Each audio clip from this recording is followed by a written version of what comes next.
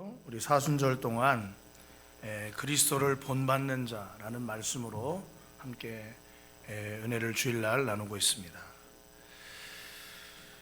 지난 시간에는 감사하는 삶을 본받아야 한다, 우리 주님의 감사하는 삶에 대해서 말씀드렸어요. 여러분, 신앙에 또 온도가 있습니다. 신앙이 사늘하게 식어지는, 그러면 온도가 떨어지겠죠. 영하로도 떨어질 수가 있어요. 사람의 몸의 온도는 36도쯤 됩니다. 근데 36도가 웬만큼 그냥 조금 뜨거운 그 정도가 아니라, 사실은 36도면은 그래도 좀 뜨거운 온도예요. 여러분, 36도나 되는 그 따뜻한 물에 손을 넣으려고 하면은 꽤 뜨겁습니다. 우리 몸이 36도이든 우리의 믿음의 온도도 이 정도 수준은 유지해야 된다 생각을 해요. 어느 정도 식어진 미지근한 물이 아니라 따뜻한, 손을 넣어도 조금은 뜨거운 듯한 느낌을 받는 그 정도의 온도. 그런데 이 신앙의 온도는 바로 감사의 온도와 똑같습니다. 내가 하나님 앞에 내 삶 속에서 얼마나 내 모든 범사를 가지고 하나님 앞에 감사를 드리느냐, 그 감사의 온도가 내 신앙의 온도요, 믿음의 온도인 것입니다. 우리 옆에 사람에게 한번 그렇게 서로 말씀해 보시기 바랍니다. 감사의 온도가 몇 도쯤 되십니까? 하고 한번 물어보세요. 자, 시작. 감사의 온도가 몇 도쯤 됩니까? 네. 물었으면 대답을 해야 될 거 아니에요. 네? 대답을. 자, 몇 도입니다. 대답하는 겁니다. 시작. 500도? 누가 500도라고 그러는 거예요. 네? 사랑하는 성도 여러분, 모든 일에 내가 다 이거를 다 이해해. 아이, 그래, 그렇지. 그래서 감사하는 것은, 그런 감사는 없어요. 이해가 안 되고 도무지 알 수 없어도 주님을 믿기 때문에, 주님은 내 삶을 향한 계획과 뜻이 틀림없기 때문에 그 믿음을 가지고 감사하는 것입니다. 할렐루야. 그래서 감사가 신앙인 거예요. 믿음으로만 할 수 있기 때문에 그런 것입니다. 혹여 여러분 앞에 큰 산이 놓여 있다 할지라도 두려워하지 마세요. 여러분의 삶에 어떤 우여곡절과 어려운 삶의 골짜기에 있다 할지라도 두려워하지 마세요. 하나님이 여러분을 붙들고 계신 한, 여러분은 절대 망하거나 쓰러지거나 상하거나 멸망하지 않습니다. 할렐루야. 하나님의 손이 그리 가볍고 나약한 손이 아니에요. 그러므로 우리는 뭔가 문제가 있고 힘들고 답답하고 어려울 때마다 그것을 마음속에 상처로만 받지 말고 역으로 하나님께 감사해야 될 때요, 하나님을 바라봐야 될 때요, 하나님이 나에게 그 감사를 기쁘게 여기시고 우리를 모든 구덩이와 골짜기에서부터 지키시고 벗어나게 하실 줄 믿으시기 바랍니다. 하나님을 알지 못하는 분들은 감사를 할래야 할 수가 없어. 그 감각 자체가 없어요. 하나님께 뭔가 감사를 드린다? 그런 감각 자체가 없는 거예요. 그런데 믿는 자들은 어려운 일을 당할 때에도, 그래, 하나님 나를 붙들어 주실 때니까 믿고 감사해보자, 이런 마음이 생긴다 이거예요. 하나님이 주시는 영적인 생명이 그 안에 있기 때문에 그런 것입니다. 감사한다는 것은 나를 향한 하나님의 간섭하심과 역사하심을 바라보고 있다는 증거예요. 내 안에서 그리스도를 닮아가고 있다는 표식인 것입니다. 하나님을 알지 못하고 믿지 않는 사람들에게서 감사한 말을 찾아볼 수가 없어요. 사람에게는 고맙습니다 라고 말할 수 있지만 하나님께, 신에게 감사하다는 말을 좀처럼 할 수가 없다 이겁니다. 이번 사순절을 지나며 우리의 감사가 얼마나 뜨거운지, 우리의 감사가 얼마나 우리의 생활 속에 실천되고 있는지 깊이 돌아보셔서 그리스도를 본받는 자 첫 번째로 감사하는 삶을 살아가시기를 주의 주의 이름으로 간절히 축원합니다. 두 번째로 오늘은 하나님께 영광을 돌리는 생활에 대하여 함께 말씀을 나누고자 합니다. 여러분은 여러분이 먹고 마시는 것으로 여러분 스스로에게 적지 않은 영향을 끼치며 삽니다. 어떤 사람이 술을 많이 마신다 그러면 어떤 영향이 오겠어요? 우리 성도들은 술을 요만큼도 안 드시는 분들이 다 술을 먹는 사람은 아침에 고통이 찾아옵니다. 맞습니까? 틀립니까? 맞아요? 다 체험해 보셨네. 아침에 쓰리고 막 그래요. 그렇잖아요? 저는 솔직히 그런 걸 경험해 보지 못했지만 해장국이 왜 생겼겠어요? 더 이상 가지 않겠습니다. 어느 날 우리나라 국민 배우로 아버지 역할로 유명한 최불암 씨가 TV 어떤 프로그램에서 그 금연 프로그램을 이렇게 진행한 적이 있었다고 합니다. 금연. 그런데 자기가 금연 프로그램을 진행하면서 잠깐 이제 쉬는 시간이 됐을 때 자기도 모르게 늘상 하던 대로 길가에 앉아서 담배를 입에 물고 피기 시작했다는 거예요. 그런데 어떤 시민이 지나가다가 그 모습을 보고서 최불암 씨한테 그랬대요. 아니 TV 프로그램에서는 그렇게 금연해야 된다 강조하는 분이 이렇게 담배를 피우고 있으면 어떡합니까? 이렇게 얘기를 하더라는 것입니다. 그래서 그 얘기를 듣고 보니까 핀잔 섞인 말이어서 근데 가만히 생각해 보니까 자기가 금연 프로그램을 하면서 자기가 먼저 솔선수범하고 금연을 하도록 스스로 노력해야지 자기는 금연 프로그램을 진행하는데 금연을 하지 않고 계속 흡연을 하고 있다. 이거 뭔가 맞지 않는구나. 시민들이 그런 내 모습을 알면 어떻게 되겠나. 그래서 그날부터 담배를 끊었다고 해요. 그리고 그 금연 프로그램을 진행을 하면서 자기 자신도 담배를 끊었다는 사실을 이야기하면서 너무나 좋고 건강한 프로그램이라고 자랑삼아 이야기했다는 것이죠. 그렇지 않습니까?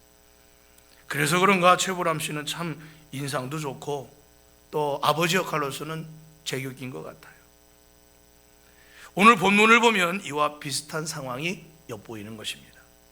우리 16절 17절 말씀을 보면 우리가 축복하는 바 축복의 자는 그리스도의 피에 참여함이 아니며 우리가 떼는 떡은 그리스도의 참여함이 아니냐. 떡이 하나요 많은 우리가 한 몸이니 이는 우리가 다 한 떡에 참여함이라 라고 말씀하고 있습니다. 이 말씀은 무엇입니까? 우리 주님께서 제정하신 성찬식에 담긴 의미를 사도 바울을 통해 가르쳐 주는 것입니다. 우상의 제물을 먹는 문제에 대하여 성찬이라고 하는 이것을 갖다 대입하면서 우리에게 왜 교회와 우리가 하나님 앞에서 이 우상의 제물을 먹는 것에 대한 문제에 대하여 조심해야 되는지, 이것에 대하여 바울이 아주 기가 막힌 설명을 하고 있는 것입니다. 다시 말하면 우리 예수님의 몸된 떡과 예수님께서 흘리신 피를 뜻하는 포도주를 받아 먹고 마시는 거룩한 이 식탁에 참여하는 성도로서 어찌 우상의 제물을 가까이 할 수 있겠느냐 이거예요. 기본적으로 하나님 앞에 하나님이 몸이요 예수님의 몸이요 피라고 하는 떡과 음료를 마시는 우리가 우상의 제단에 바쳐졌던 제물을 먹는다는 것 자체가 신앙적으로 보면 양심에 거리끼는 일이라는 거예요. 여러분 어떻게 생각하세요? 그래요 안 그래요? 잘 이해를 못 하시나? 교회에서 같이 성찬을 나눕니다. 그리고서는 어느 친구가 야 절에 좀 가자, 우리 부처님 오신 날이다. 그래서 절에 가서 아주 그냥 불상 앞에 다 공양으로 드려졌던 그런 제물을 먹는다 이 말이에요. 그런데 절에 가서 그렇게 하는 내 모습을 누가 어느 집사님도 절에 왔다가 그런 나를 봤어요. 아니 목사님도 친구 따라왔다는데 저렇게 절에 와서 절밥을 먹고 공양된 그 음식을 먹고 저렇게 해도 되나? 하나님을 믿는 사람이 저래도 되나? 지금 이런 현실이 고린도 교회 안에 일어나게 된 거예요. 그 당시만 해도 시장에 나오는 일반 고기는 대부분이 다 우상의 제단에 바쳐졌다가 시장에 풀려서 나온 것들입니다. 그러니까 우상의 제단에 바쳐지지 않은 일반 고기를 찾는 게 쉽지 않아요. 그리고 그것을 시장에 나온 것을 보통 사람들은 그지 그것을 우상의 제단에 바쳐줬던 거냐 아니면은 그냥 생으로 잡아와서 여기다 놓은 거냐 이거를 따지지 않고 고기는 고기니까 그렇게 사서 먹었다 이거예요. 그런데 어느 집에 갔는데 고기가 푸짐하게 잘 차려져 있습니다. 사도 바울도 초청이 돼서 갔어요. 고린도 교회 교인들도 왔습니다. 그런데 어떤 사람이 한참 고기를 먹고 음식을 먹는데 갑자기 일어나서 이거 여기 고린도에 저 우상한테 바쳐줬던 그런 고기를 우리가 지금 먹는 겁니다. 시장에 있는 고기는 다 그런 거예요. 우리가 믿는 자로서 어떻게 그럴 수 있습니까? 누군가가 이렇게 말한다고 하면 다른 사람은 아니 그 무슨 상관이야 그냥 먹으면 고기지 이렇게 말할 수 있지만 사도 바울은 그렇게 생각하지 않는다. 나는 이 고기를 먹어도 양심에 거리낌이 없어. 왜? 이 고기는 고기지 그게 우상의 제단에 바쳐졌던 것이냐 아니냐 그게 뭘 중요하냐. 사실 내가 그것을 따지고도 먹지도 않고 이 사람이 나를 정성껏 대접하는 거니까 나는 그 사람의 성의를 생각해서 먹는다고 먹고 있는데 누군가가 그것을 구분지어서 얘기하면서 마음에 시험이 들 것 같은 표정으로 사람들한테 얘기할 때 사도 바울은 그 즉시로 뿐만이 아니라 앞으로도 고기를 아예 먹지 않겠다고 선언했다 이거예요. 왜? 나는 고기를 먹어도 되는 자유가 있어요. 그런데 누군가 어떤 성도는 그 고기를 바라보면서 믿음의 가책을 느끼고 양심이 찢어지고 이건 옳은 길이 아니라고 생각을 한다면 바울은 스스로의 자유를 버리고 그 사람을 위해서 내 자유를 내려놓고 나도 그 사람처럼 똑같이 고기를 앞으로 먹지 않겠다 이렇게 선언하고 있다는 것입니다. 그 이유가 뭐냐? 그 사람의 영혼이 낙심하거나 신앙이 무너지는 것도 원하지 않지만 바울이 생각하는 궁극적인 이유는 그것이 하나님을 기쁘시게 하는 일이라고 믿기 때문이라. 그러면서 23, 24절에 말씀하는 거예요. 모든 것이 가하나 모든 것을 할 수 있으나 모든 것이 유익한 것이 아니에요. 여기서 모든 것이 가하다 할 때 가하다는 말은 나의 자유라 이거예요. 그런데 그것이 항상 유익한 것은 아니라 이겁니다. 모든 것이 가하나 모든 것이 덕을 세우는 것은 아니니 내가 자유하니 내 마음대로 하겠다라고 하는 것 나의 자유니까 내 마음이다. 그러나 그렇게 한다고 해서 꼭 덕을 세우는 것은 아니라 이거예요. 누구든지 자기의 유익을 구하지 말고 남의 유익을 구하라. 오늘 성경에 그렇게 말씀했습니다. 이거를 공동 번역으로 보면 이렇게 조금 쉽게 표현되어 있습니다. 누구나 나는 무슨 일이든지 할 자유가 있다 라고 말할 수 있습니다. 그러나 무슨 일이든지 해서 다 유익하게 되는 것은 아닙니다. 나는 무슨 일이든지 할 자유가 있다라고 말은 할 수는 있지만 모든 것이 다 사람에게 도움이 되는 것은 아닙니다. 누구든지 자신의 유익을 구하지 말고 남의 이익을 도모해야 합니다. 어디에서? 그렇습니다. 교회에서. 이유는 무엇 때문에? 하나님을 기쁘시게 하는 자가 되기 위하여라. 교회에서 여러 가지 봉사를 합니다.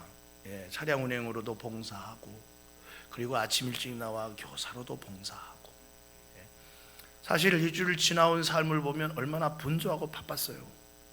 사실 주일 같은 날은 아침 늦게 늘어지게 그냥 푹 좀 잤으면 좋겠다.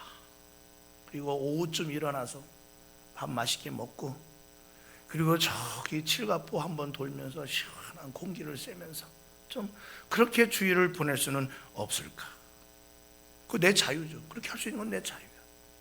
그런데 교회에서 사명을 맡았고 직분을 맡았고 오늘 뭔가 교회에서 기도도 해야 되고 안내도 서야 되고 내 유익이 아닌 다른 누군가의 유익과 이익을 위하여 내 수고를 아낌없이 바치려고 할 때 내가 그것을 손해고 내 자유를 박탈한다라는 생각을 가지면 아쉽고 하기 싫지만 다른 사람의 유익을 위한 일이 하나님의 기쁨이 된다면 내가 내 자유를 내려놓고 나는 얼마든지 그렇게 하기를 원합니다 라고 말하면서 하나님께 헌신하고 수고를 아끼지 않는 것이 뭐냐? 이게 하나님의 기쁨이 되는 일이라는 것입니다. 할렐루야. 내가 무엇인지 할 자유가 있어. 내가 하고 싶은 대로 할 수가 있어. 그는 가정에서도 마찬가지요, 직장에서도 마찬가지. 내가 인간관계를 맺고 살아가는 많은 사람들과의 관계도 마찬가지인 것입니다. 그러면서 오늘 사도 바울은 31절에서 우리에게 고린도 교회에 이렇게 권면했습니다. 그런즉 너희가 먹든지 마시든지 무엇을 하든지 다 하나님의 영광을 위하여 하라. 하나님의 영광을 위하여 하라 그랬습니다. 성도된 우리가 하나님의 자녀로서 매사에 하나님의 영광을 구하는 삶을 실천하는 것, 주님을 본받아 살아가는 귀한 삶인 것을 오늘 우리에게 가르쳐주고 있습니다. 예수님은 언제나 어디서나 무슨 일을 하든지 간에 자신에게로 돌리는 영광을 하나님께로 돌리도록 사람들에게 말씀하셨어요. 마가복음 10장 17절 이하에 보면 예수께서 길에서 나가실새 한 사람이 달려와 꿇어 앉아 묻자오되 선한 선생님이여 내가 무엇을 하여야 영생을 얻으리까 하고 예수님께 나와 물었어요. 그랬더니 주님이 뭐라 하셨습니까? 내가 어찌하여 나를 선하다 하느냐? 하나님 한 분 외에는 선한 이가 없느니라. 아니 주님이 선하셔요, 안 선하셔요? 선하시죠. 주님은 죄가 없는 선하신 분입니다. 그럼에도 불구하고 자신에게 돌리는 그 영광을 하나님 앞에 올려드리는 삶의 본을 우리에게 보여주셨다는 사실입니다. 우리도 예수님을 따라 우리가 살아가는 삶의 모습과 그 목적이 하나님의 기쁨이 될 수 있기를 주의 이름으로 간절히 축원합니다. 부모님을 공경하는 일, 내 주변 사람들의 생명과 삶을 귀하게 여기고 존중하는 일, 작고 보잘것 없는 사람 혹은 아이일수록 그 작은 마음을 보듬어 줄 아는 선한 배려와 사랑이 우리의 자유만큼이나 중요하고 복되다 생각하고 그렇게 여길 줄 아는 것이 하나님이 보실 때는 기쁨이라 이거예요. 솔로몬은 왕위에 오른 후 하나님 앞에 일천번제를 드렸습니다. 어마어마한 제사를 드린 거예요. 이제까지 그런 제사가 없을 만큼 드렸어요. 그런데 하나님께서 그날 꿈에 나타나셨습니다. 그러니까 하나님이 솔로몬이 드린 일천번제를 기쁘게 받으신 거예요. 그리고 그런 솔로몬의 믿음과 그 삶을 보시고 내가 가서 그에게 뭔가 꼭 필요한 것을 줘야 되겠다 마음을 먹으신 거죠. 그래서 꿈에 나타나셨어요. 여러분, 하나님이 여러분의 꿈에도 나타나실 수 있다는 사실을 기억하시기 바랍니다. 아멘 하는 분만. 하나님이 꿈을 꾸게 하실 때도 있어요. 근데 솔로몬이 꿈을 꿨다 이거예요. 하나님께서 물으셨어요. 솔로몬아, 내가 네 예배를 잘 받았다. 내가 너에게 뭔가 한 가지를 해주고 싶은데 내가 너에게 무엇을 해주면 좋겠느냐? 백지수표를 제시한 거예요.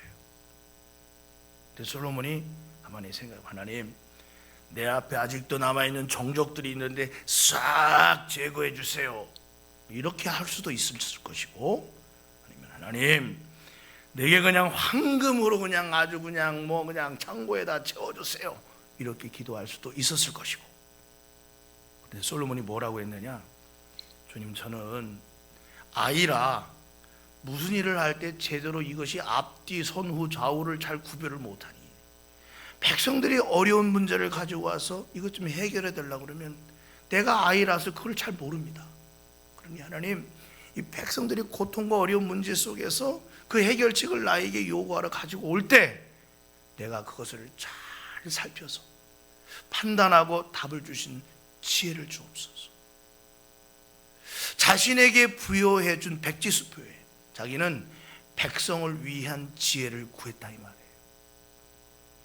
그랬더니 하나님이 뭐라 하셨어요? 그 솔로몬이 구한 그 기도가 마음에 쏙 드는 거예요.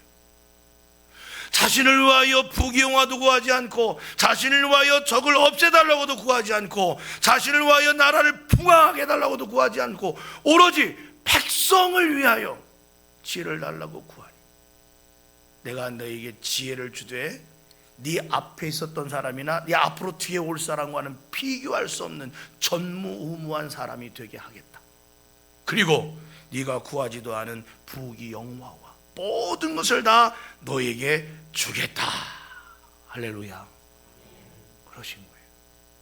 왜? 하나님의 기쁨이 되는 방향으로 선택을 했기 때문에.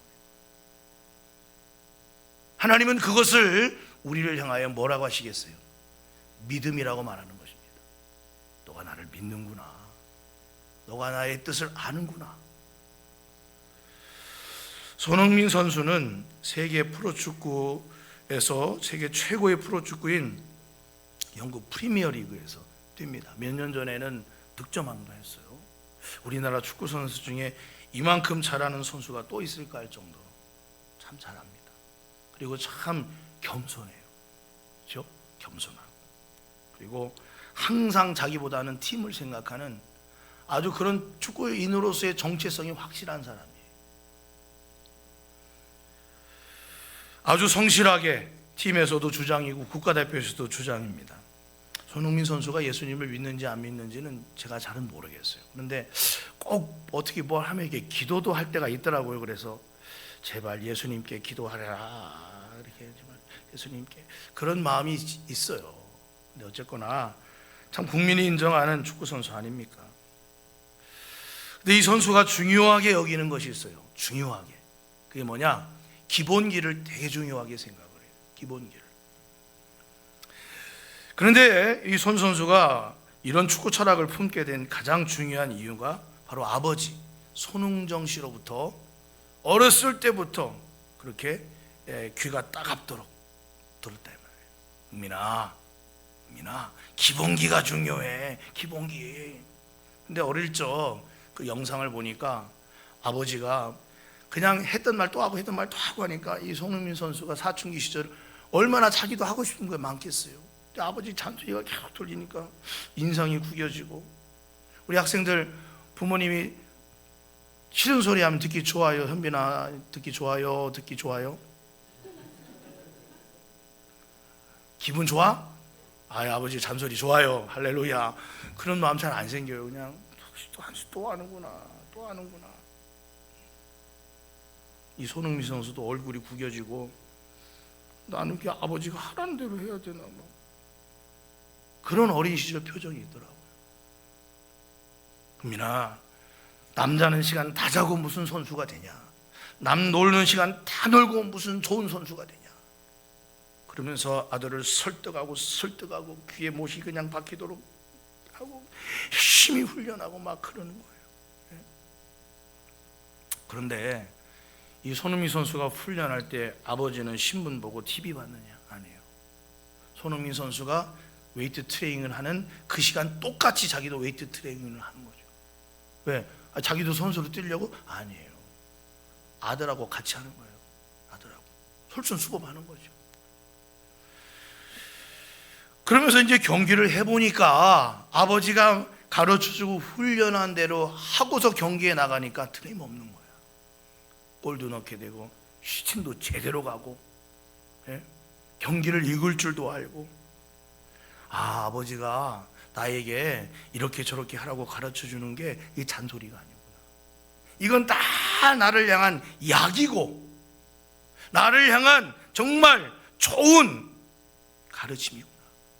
이거를 본인이 기쁘게 받아들이면서부터 이제 아버지의 잔소리가 달라지는 거죠. 그냥 잔소리가 아닌 거예요. 그것은 그냥 자기가 축구 선수로서 발돋움할 수 있는 귀한 인생 교훈이라고 생각을 하고 가는 거예요. 절대 선수보다 팀보다 선수가 우선이 되어서는 안 된다. 팀이 먼저지 선수가 먼저가 아니야. 그리고 항상 겸손해야 돼. 교만하면 안 돼. 그리고 팬들을 생각해야 돼. 처음에는 따가운 가르침이 점차 자기가 그렇게 해보니까 그냥 따가운 잔소리가 아니라 삶의 약이 되었다 이거죠. 그래서 모든 감독들이 가장 지도하고 싶은 선수하면은 이 손흥민 선수를 꼽는다는 거예요. 인터뷰 내용을 보니까 지금 그 토트넘의 감독이 손흥민 선수를 그냥 선수가 아닌 나는 그를 존경한다 라고까지 말할 정도로 얼마나 훌륭한 일입니까? 우리가 하나님의 영광을 위해 산다는 말은 하나님을 위해서 산다는 말만으로 들릴 수 있습니다만, 하나님께 영광을 돌리는 그 삶 자체가 또 다른 사람의 유익과 나 자신에게는 반드시 귀한 복으로 돌아온다는 것을, 그 복이 하나님께 영광을 돌리는 그 일에 포함되어 있다는 사실을 여러분 잊지 말고 기억하시기를 주의 이름으로 축복합니다. 십계명에 보면 내 부모를 공경하라 그렇게 말하고 거기서 끝나지 않았어요. 뭐라고 했느냐? 네가 세상에서 잘되고 장수하리라 하고 했어요. 네 부모를 공경하는 것이 거기서 끝이 아니라 너에게도 복이 된다는 것입니다. 아버지가 아들을 위해 헌신하는 것은 당연한 거겠지만 자신의 자유를 아들을 위해 바치는 삶을 산다는 것이 너무도 아름다운 것이죠. 부모님을 잘 모시고 그렇지 않은 것은 자신의 자유이겠지만 그럼에도 부모님을 잘 모시는 것은 하나님 모시기에 합당한 삶이요 하나님께 영광을 돌리는 삶이라 이거예요. 그렇게 하나님의 기쁨이 되는 것입니다. 교회 안에서 내가 믿는 대로 내 열심과 내 신앙적인 주관대로 그냥 열심히 살면 되지, 그런 노력도 중요하지만 다른 이들을 돌아보며 내 발걸음을 늦추어서 그들과 함께 가려고 노력하는 것, 그들의 유익을 위해 노력하는 것, 이것이 또 하나님의 기쁨이 된다는 것입니다. 우리의 가정에서나 교회에서나 직장에서나 더불어 살아가야 할 삶의 자리에 놓여 있기 때문에 우리는 다른 사람에게 그리스도 안에서 덕을 끼치는 삶을 말로만이 아니라 삶을 통해 드러낼 때 그것이 하나님께 영광이 되고 하나님께 큰 기쁨이 된다는 것입니다. 제가 어떤 책을 읽다 보니까 그 책에 실려 있는 이야기입니다. 실화죠, 실화. 한 젊은이가 치매로 고생하는 홀어머니를 노인 요양병원에다 모시고는 낮에는 회사에 출근하고 저녁이 되면은 어머니가 계신 병원으로 퇴근해서 어머니를 간병하면서 밤 시간을 보내곤 했어요. 정신이 들락날락 하시는 어머니가 하루는 침대 곁에 두루마리 화장지를 둘둘둘 말아서 아들에게 건네주면서 아들아 이거 김밥이다, 맛있으니 내가 만들었으니 먹어봐 그러면서 주더라 이거예요. 아들은 당황해하거나 속상해하지 않고 어휴 어머니 참 김밥도 큼직하게 잘 만드셨네요. 그래요 제가 이따가 맛있게 먹게요. 고마워요 어머니. 아유 잘 만드셨네. 어느 날 병원 복도에서 어머니의 손을 잡고 운동시켜 드리는데 걸으시다 말고 주르륵 환자복에 실례를 하셨습니다. 아들은 전혀 당황해하지 않고 엄마 참 시원하겠어. 그리고 현장을 수습하고 방으로 모시고 와서 목욕하시도록 돕고 새 옷으로 갈아입혀 드렸습니다. 얼마 지나고 해가 넘어가면서 구정설이 가까우자 퇴근길에 잠시 집에 들러 어머니가 즐겨 입던 한복을 챙겨서 곱게 다리미질을 해가지고 병실 어머니 침대 머리맡에 고이 개켜놓았어요. 구정 전날이 되자 간병인 두 분에게 부탁을 해서 수고비를 조금 더 드리고 어머니를 깨끗하게 목욕시켜 주십사 부탁을 했어요. 그리고 구정 전날 밤에 어머니 침대 곁에 두런두런 이런저런 얘기를 나누었습니다. 어머니 내일은 한복 입으시고요 병실에서 제 세배 받으셔야죠. 어서 건강해지셔서 내년 구정 때는 집에서 어머니랑 같이 지낼 수 있기를 참 바랍니다. 그런 이야기를 나누다가 어머니 침대 옆에 있는 그 간이 침대에서 본인도 잠을 청하고 잠이 들었습니다. 다음날 설날 아침이 밝았습니다. 일찍 일어난 아들이 아침을 맞은 어머니에게 아침 문안을 하려고 일어나 보니 어머니는 그 새벽 시간에 거의 잠들어 계셨습니다. 어머니는 그렇게 설날 아침에 잠을 주무시듯 편안히 돌아가셨습니다. 그 내용의 책 내용의 이야기. 뭐 대단한 이야기도 위대한 위인의 이야기도 아니지만 저는 이 이야기를 읽으면서 그렇구나.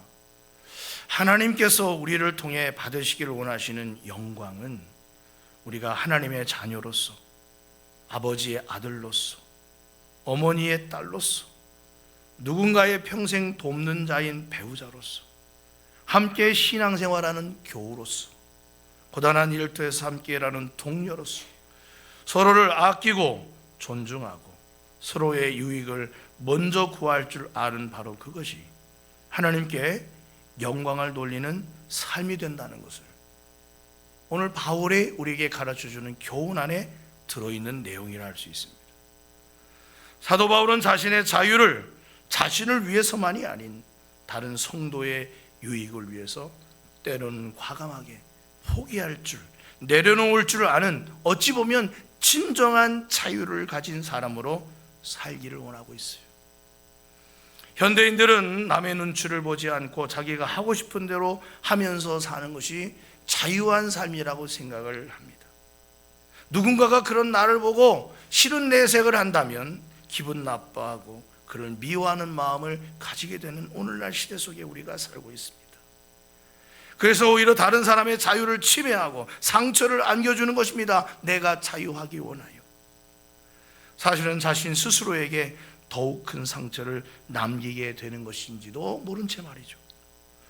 하나님께 영광을 돌리는 생활이란 무슨 십자가를 진다든지 순교한다든지 나라를 위해 순국한다든지 그런 거창한 것만 있지는 않다는 거예요. 나에게 주어진 일상생활 중에서 내 사랑하는 가족과 내 사랑하는 이웃과 나의 직장과 일터에서 그리고 내가 섬기는 교회에서 수많은 주변 사람들과의 사이에서 내가 하나님을 믿는 자녀요 예수 그리스도의 백성답게 떳떳하고 따뜻하고 배려하는 사랑의 손길로 다른 사람의 유익을 먼저 구할 줄 아는 진정한 자유를 가진 하나님의 백성들로 살아가시기를 주의 이름으로 간절히 축원합니다.